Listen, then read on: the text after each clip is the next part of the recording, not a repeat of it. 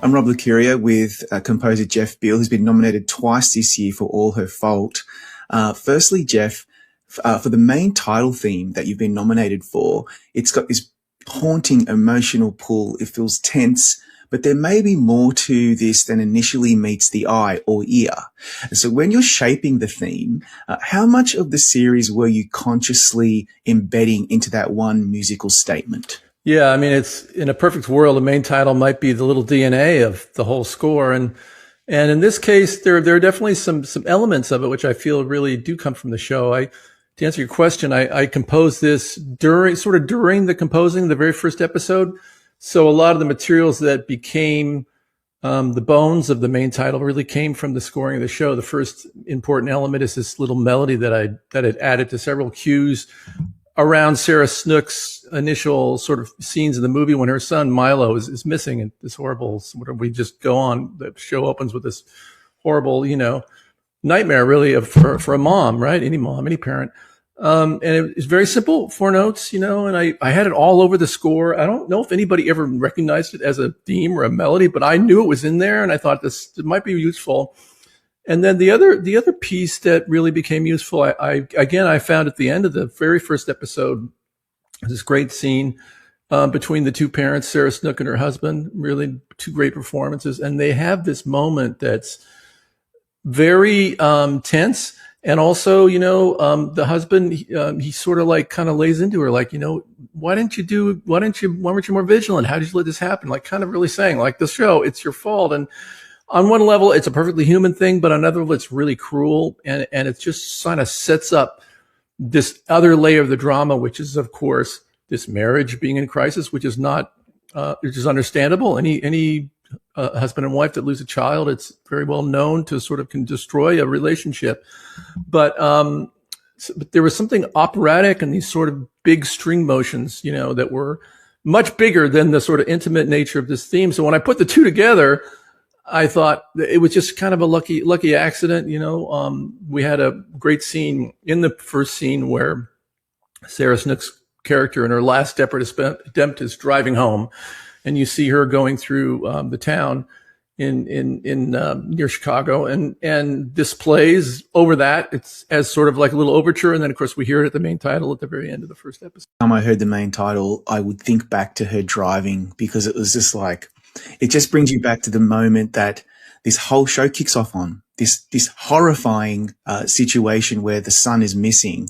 And of course, as you say, Jeff, the show is not just about that horror. It's also about it being all her fault and about how working moms never really have the benefit of the doubt, and that's why this show is operating on so many wonderful levels.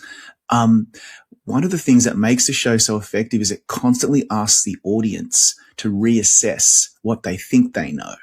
And by episode 7, which is what you're nominated for in the other category, the music composition category, it functions almost as a hidden origin story for the entire series. As a composer, did you approach it differently because so many assumptions are being dismantled at once? Yeah, I mean, it's a really interesting part of a series. It's sort of its own little mini movie for sure. And obviously given this character of Carrie, who we think we've known in one context, really is the perpetrator of a kidnapping, we learn her backstory. We learn her baby, who we think has died in the accident. And, so there was a lot of new thematic material, which obviously was about her, but, as she's going through and then she's stalking Milo in this episode, a few spoilers here, sorry, but, gotta tell the story. But as she's sort of planning her crime, some themes that relate to that we've heard before, obviously enter in as well.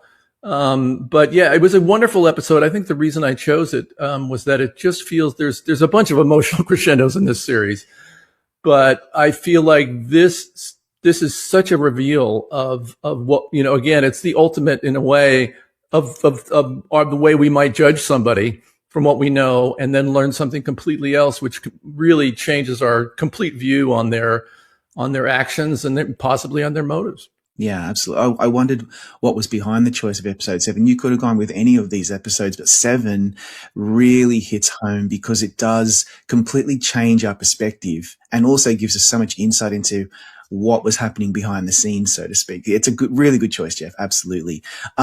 There's a there's a fascinating balancing act in this episode because we're learning devastating truths about Josie, but you're not scoring a villain. You're scoring a deeply damaged person. And that's really interesting. I think way more compelling. How conscious were you of walking that line between like accountability and empathy? Yeah, I think it's really important because, well, first of all, I think that the empathy was important because one of the things that we learned earlier in this episode is just how cruel her mom is. You know, she's really, she's basically abusive. You know, she comes home from the hospital after this horrible car accident. It really gets no sympathy from her mom. The father of her child ends up getting arrested, going to prison. So like there's some really heartbreaking beats earlier on, you know, she's trying to put together a crib and she's just basically coming apart. And listen, we all get angry. We all get frustrated. And there's a lot of very understandable things that happen. The part that's harder, of course, is when she really decides to do something criminal. And I think that's a little more, I'm trying to walk the line there and portray her a little more as a perpetrator. Although one of the things I did earlier in the episode, before we get to the big scene when she sort of goes into the water and thinks she's just going to end it. And there's two really climaxes to the end. There's that. And then when she shows up at the house at the end of the episode, at the house, Sarah Snook's house. But well, as she's stalking, I actually use her theme from earlier, which is sort of her empathy theme. It's when she first comes home from the hospital and she's just devastated and she's in a room thinking like, this is what, you know, she's a wreck, but I use the same melodic material, but then it becomes there's more of a motor under it. So it's this theme, which we read before as ache and sadness, is now she's taking that and making a choice. Is she making the right choice? It's really hard to say whether this is the right thing to do. It's, you know, pretty criminal what happens, you know, what she does.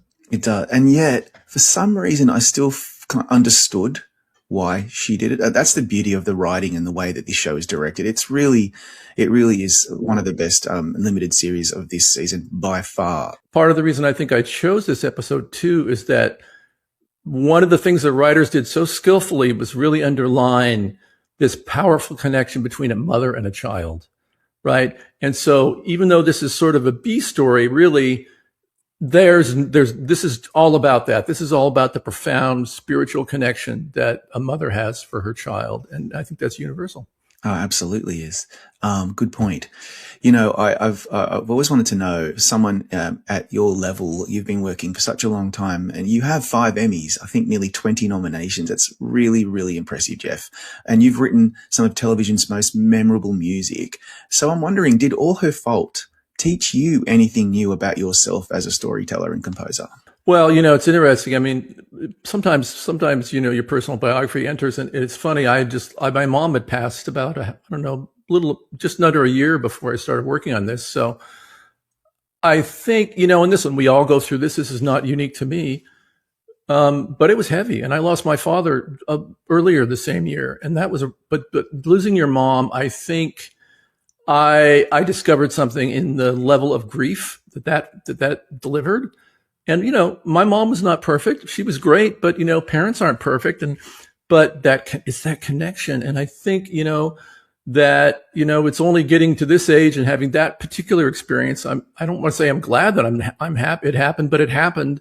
And so I think, you know, one of the things I'm always trying to do as an artist and grow and stretch and not repeat myself. And I think that the show itself, by the writing, by the wonderful acting, gave me an opportunity to break some new ground and try some new things.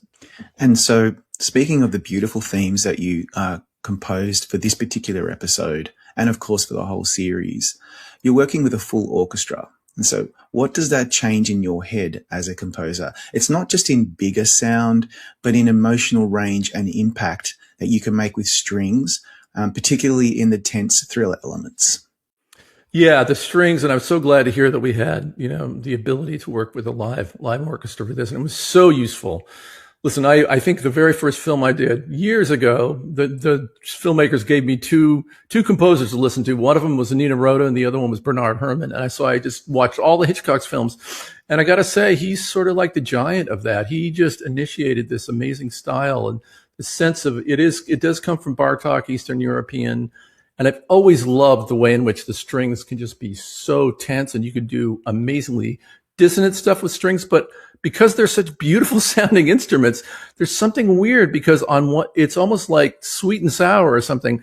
On one level, you can be incredibly edgy and really guttural with them, but at the same time, the actual sonority is so rich that to me, it's hard to replicate that in any tool. There's many sounds you can use and many things you could do to tweak an emotion, but for me, it's just sort of one of the ultimate sonic palettes to paint with. And the other thing is, I love about strings is how beautiful and melodic they can be.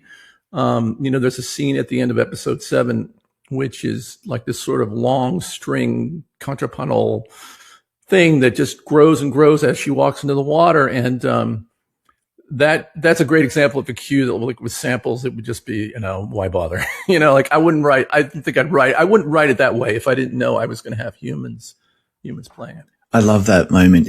I think it's probably to me, it's the highlight sonically of the episode. On that note, Jeff, congratulations again on your 2 Emmy nominations, and thank you so much for your time today. My pleasure, Rob. Thank you.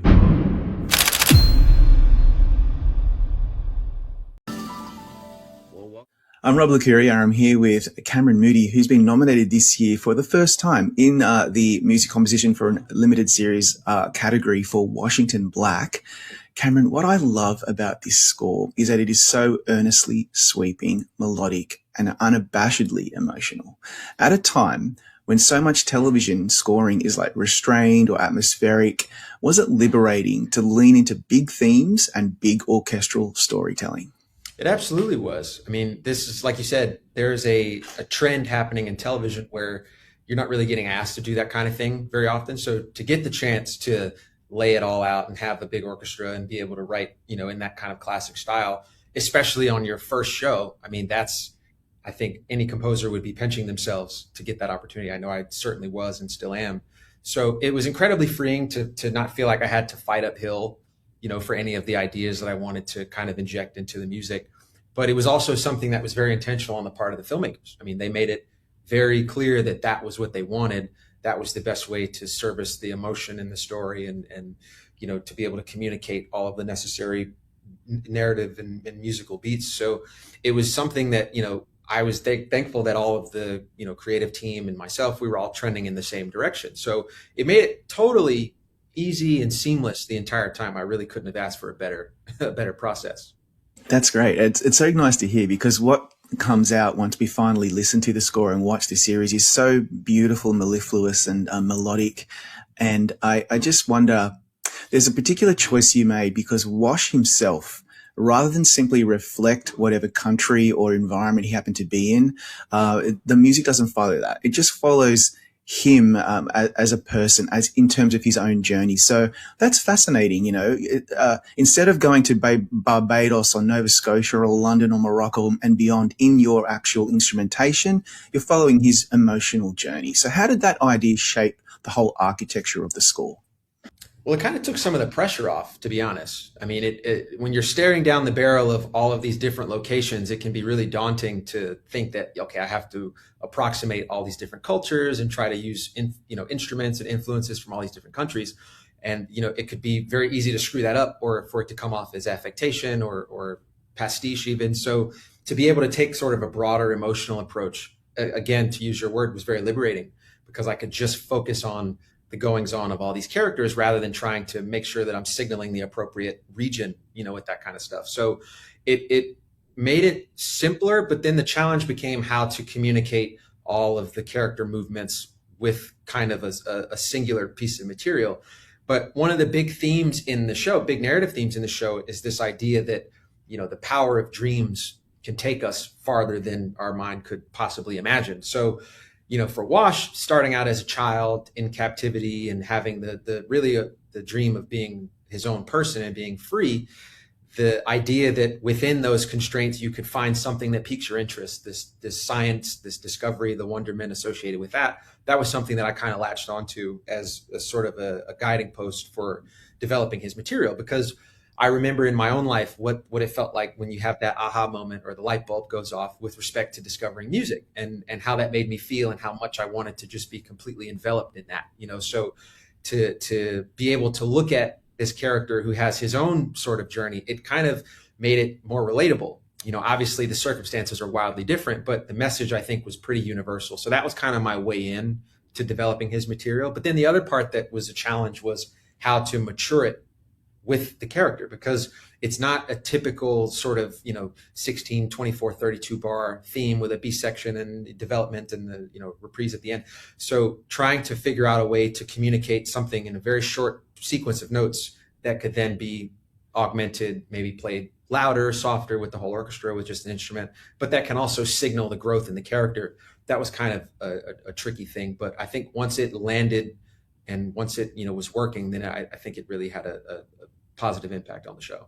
Oh, it definitely does. And like, for example, the climactic track from the finale called Building the Wind Sailor, Flight and to Dahomey, the whole sequence is one of the score's most expansive pieces. Talk us through building a cue that has to function simultaneously as adventure, emotional payoff, and thematic culmination. It's terrifying.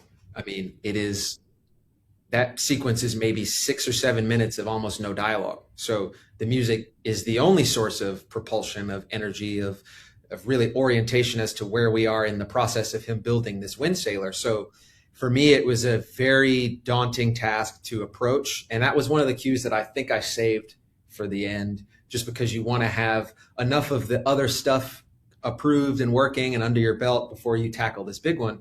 But eventually I ran out of other cues to write and I kind of had to face it. And, the first part of that sequence of them building the wind sailor was probably the easiest part, only because it felt kind of like all of the previous 7 episodes were leading to that moment.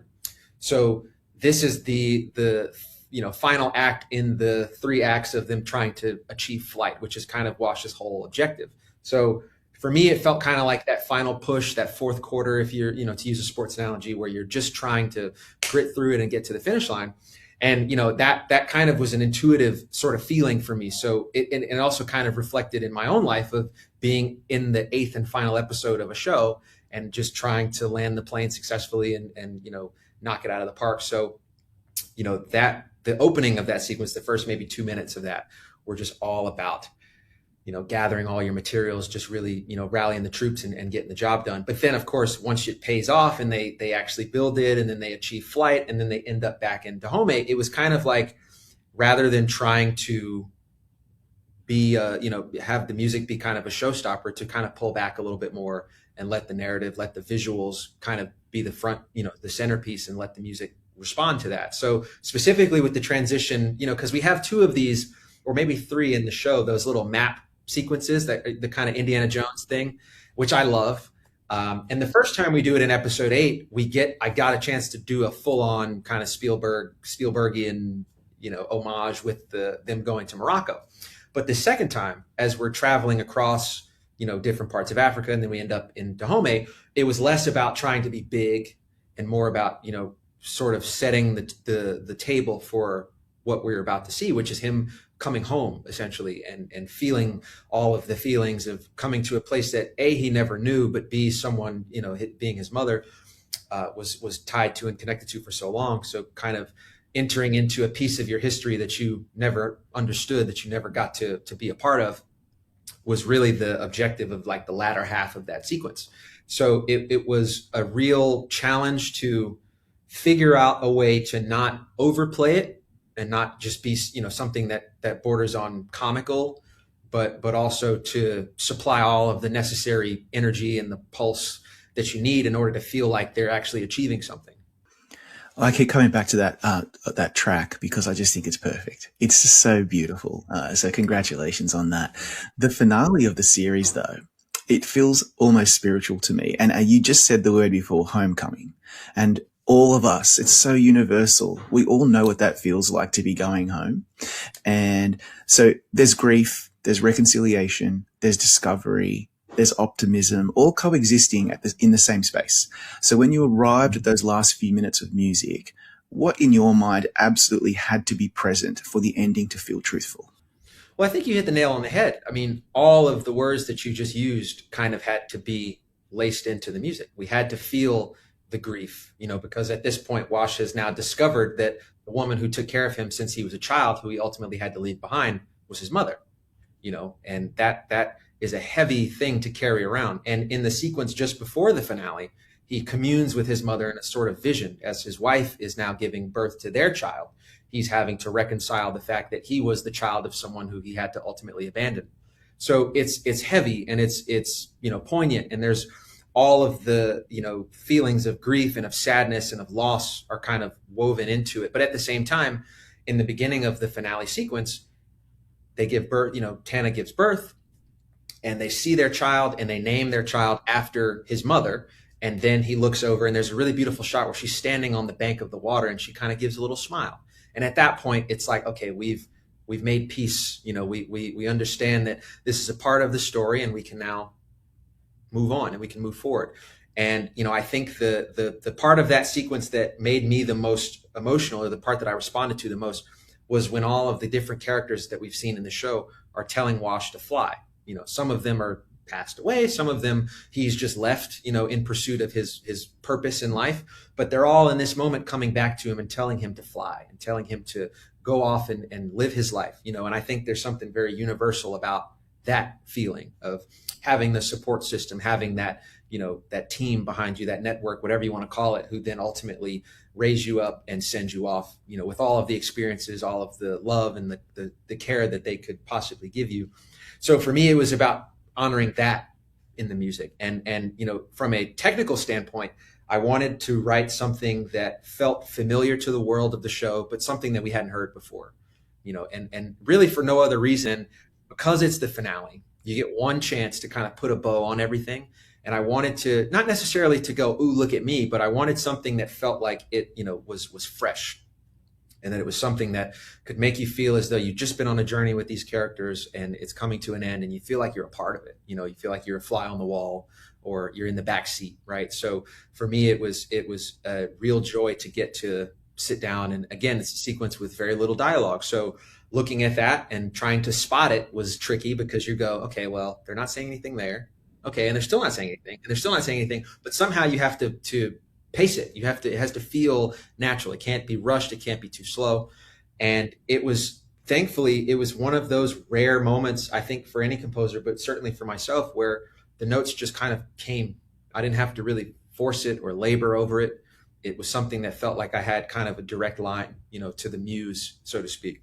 And I was able to kind of communicate my ideas very quickly and latch on to, a piece of material that I could then use as the foundation for the entire 5-minute sequence. So in its totality, that was the very last cue that I wrote in the entire process. And I'm happy to say that was the first iteration of it. And, again, it's not something that happens to me very often. So to get that feeling of finality, but also the fact that it was able to land out of the gate, I mean, that was really special. So, I think that if there was one piece of music or one cue that I had to kind of hang my hat on for Washington Black, it would be the finale.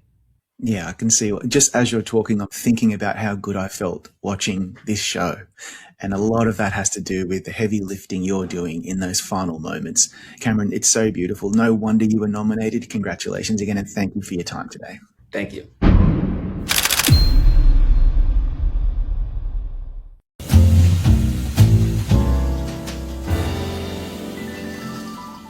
Welcome to Gold Derby's Emmy Composer Panel. Today we're joined by two remarkable nominees whose music helped define two of television's most ambitious limited series of the year. Jeff Beal brings decades of acclaimed artistry to the gripping thriller All Her Fault, while Cameron Moody arrives with a breakout Emmy nomination for the sweeping adventure epic Washington Black. Gentlemen, congratulations and thank you for being here. Thank you. Thank you. Let's start with a cue you're proud of. It's so interesting that both shows are so different and yet they both touch on universal themes, particularly about the relationship between mothers and children. So I'm wondering, what is the most, the cue that you're most proud of, not necessarily the most difficult cue or the biggest cue, the cue that nobody but another composer might fully appreciate. So, Jeff, you first. Which cue on your nominated work were you most, would you choose and why? I'll give you one that's earlier on in the run of the series. It's when Sarah Snook's character sort of runs into the room, and she has a lot of people are giving her grief, but she has a memory that she internalizes. It's when she was taking her son to the marathon, and she allowed her son to be without her. She had to go. She was entertaining a business client, so it was this. It's totally this working mom thing. But in retrospect, she kind of really beats herself up about it, and it's a beautiful performance by Sarah Snook. And of course, we love these nominations, but I'm really honored when actors whose performances I've scored get nominated. I'm so happy for Sarah and both Dakota Fanning from our series. But it's really tricky because one of the things that I love about the show is it's intimate, but the emotions are huge. So that the way it was structured with this cutaway, I kind of was able to start with this very small thing, but then I kind of went for it. As you go to the flashback, it gets very big, operatic, and it was just, there was something musically about it that was very tricky to navigate. But once I sort of figured it out, I really liked the way it sort of started really small, got really huge, and then went back to something very intimate and tragic at the end. And what about you, Cameron?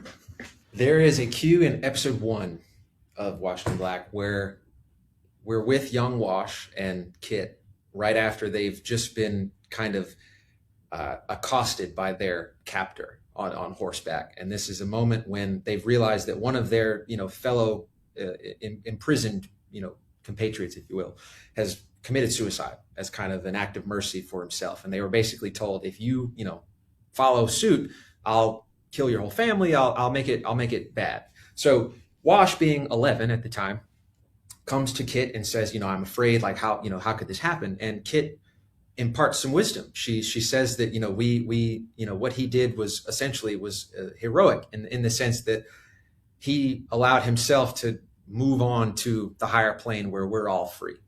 And this prayer is accompanied by a solo oboe and a harp. And I was so petrified that oboe would get shot down, because there seems to be a kind of underuse of woodwinds across the board, really, but especially in television, I found. And I think it's a travesty because they're such a wonderfully expressive color, such an underused color, and I think they're essential to a complete, orchestra in a symphonic context.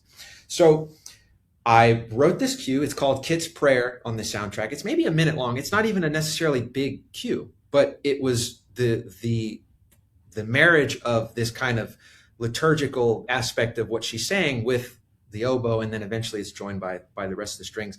That was a cue where I didn't necessarily go eureka, but I when playing it back and ultimately when recording it, I felt like it worked especially well. And I was so thankful that, the producers and the showrunner all agreed that the woodwind was there to stay. I didn't have to fight anybody on it. So that's probably the cue that I'm most proud of in the entire score. You know what? I think woodwinds are making a comeback this season and this year, by the way. Yeah. And I'm very, very happy about that. Right. +1 on the woodwinds there, Cameron. I have a theory about that. I think maybe it's because they're so hard to mock up, or for a long time the samples didn't sound that great, but I love them, and it's great that you were able to use them in your score. Yeah, I think you're right. I mean, if they sound fake or they're not programmed very well, I think it can probably turn some people off. But yeah, I think it's worthwhile. I think they're worth keeping for sure. Because obviously you're going to record it for real, but they have to approve the cue based on what they hear, which is your demo, right? So yeah. Of course, yeah, that makes a lot of sense. And look, I just hope more composers take those gambles, because it really pays off. Woodwinds are so effective in certain elements of the story. Both of your shows also are fundamentally about people searching for something. In Washington Black, it's freedom and identity. In All Her Fault, it's truth and what really happened to these poor people. So Jeff, talk us through how identifying the deepest themes of a story is fundamental to finding the musical language of a project when you first join it. Oh, it's the whole job, really. I remember when I was doing House of Cards, Fincher said something to me which really helped me with that show and with everything I've done since then. He's like, it's not just about the little minutia. It's about the metaphor, the bigger idea that's unifying everything. And it really stuck with me. Of course, we understand that as storytellers, but when you try to think about your music on those terms, it can sometimes it unlocks something. And I think for this show, it was an unlocking of darkness. It's just like how people, and I think the one thing the show does really well is makes us confront our own humanity. A lot of the choices that our characters make are in the context almost justifiable, or we do that as humans. We sometimes make a choice that's morally the wrong choice, but we do it for understandable reasons. I think one of the episodes and storylines that really helped unlock that for me was Alcaraz, he's the investigator who usually in one of these types of shows is just like they're a character just only for the reason of investigating and sharing information. But in our show, he's got this son with special needs, and we get to meet him as a human being, and he has this heartbreaking storyline where he basically has to falsify evidence to get his special needs. He's been asked by somebody to bribe, to make to hide some evidence or replace some evidence so his son could get into school. And of course, he's at first outraged, but by the end of the episodes, he said, I'm going to do this. And so that's the thing is like, what are those lines that we all have to go up to in our lives and what's the thing that pushes us over where we cross it? That's the thing that constantly happens to our characters. And of course, that's maybe an understandable thing, although it's obviously not the right thing to do. But of course, by the end of the show, we learn what Peter did. Well, we're way over the line by then. So it's like, how do you it's like the 7 circles of hell where we're just going down and down and down and down. It's like, oh my God, this guy's a monster. It's such a great payoff and nobody's going to see it coming. Right. So it's, I love the dark recesses of humanity. And I guess the last thing I'll say about that, is not judging your characters when they do the wrong thing. And I learned this probably a lot again from doing House of Cards, where the main protagonist is a monster. He's a Machiavellian, monster of power. But you want the audience to go along with him. So that's, I think, the thing is like you want to seduce the audience, or in some strange, twisted way, bring them along for the journey, as opposed to standing outside of it and judging it. I'm glad you brought up Alcaraz, because Michael Pena is so good in this show as well. So, Cameron, what about you? Talk us through identifying the deepest themes to find your way into a series like this. Well, I like what you said at the end there about, kind of not being in the background, of trying to view everything with the sort of bird's eye and not judging. I think there's a measure of objectivity that's required in things like this, where there's so many characters and happenings. You almost have to affect this sort of clairvoyance where you can, or omniscience, where you can kind of see everything and understand everyone's motivations. For me, it was the most challenging part, because you can't really, if the music is self-serving, then it's not going to work. If it's just there to be there, if it's wallpaper, or if it's there to kind of call attention to itself, it's not really going to work. So for me, it was about identifying the motivation of the main character, but also looking at it in its totality as an arc, and one of the lessons that I learned when I was an assistant was about capturing the narrative curve, or the dramatic arc of a scene, of a movie, of a show. So it was something that I didn't necessarily have all at the very beginning. I kind of, because I worked an episode at a time, I kind of was learning as I went, and learning what these characters were really after as I went and where they were going. And that was both an incredible resource, but it was also challenging, because you want to make sure that the thing that you set up in episode 1 can pay off in episode 8. Otherwise, it just feels like tableau. It feels like 8 different little mini movies that don't have any connective tissue. And part of the benefit of being able to do a score for a series sequentially is that you can kind of go back, if you have the time, which I thankfully did. If by episode 8, there's something that I want to kind of tease in episode 2 or episode 3, I can go back and kind of sprinkle it in and make it feel inevitable, So from a narrative perspective, the big thing that we had to contend with was, how do we communicate the power of the dream, the power of the mind, the power of discovery, the power of wonder? How do I make that come across? And how do I honor all of the characters with, through that lens? And it was just a matter of trying to tap into that part of myself, as I said earlier, that had all of those same aspirations. I had the dream of, doing what I'm doing currently, and what that felt like at the time, and how that was all I wanted to do, and how you become sort of obsessed, and you can have the blinders on at times, or you can be kind of singularly focused on that. How to communicate something like that musically. That was kind of the North Star. And it also helped that it was made very clear that, Wash is our protagonist, but he's also the person through whose eyes we're always going to, view the world of this story. So I never had to feel like I was jumping around or playing with perspective, because Wash was the person who everything kind of, flowed from. So it was a real challenge. And especially, because this was my first show on my own, you have to figure all that stuff out. When you're an assistant, sometimes it can kind of be decided, and you just say, okay, this is my cue, I'm going to do that. And you'll give notes, and then that's kind of that. But establishing that framework on your own is an art, and someone like Jeff, who's, in my opinion, has perfected that. It's daunting. I mean, when you're staring down the barrel of all of this music and all of this film and footage, you're like, okay, I've got to execute. Like, I can't screw this up, otherwise it'll cheapen the whole thing. So it was an exercise in really stepping into the filmmaker side of yourself versus just the composer.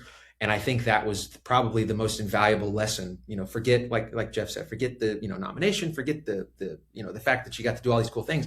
Being able to connect more directly to that craft and to really get under the hood and learn what it is to be a storyteller. It was definitely something that is invaluable. I can never, couldn't ask for anything else.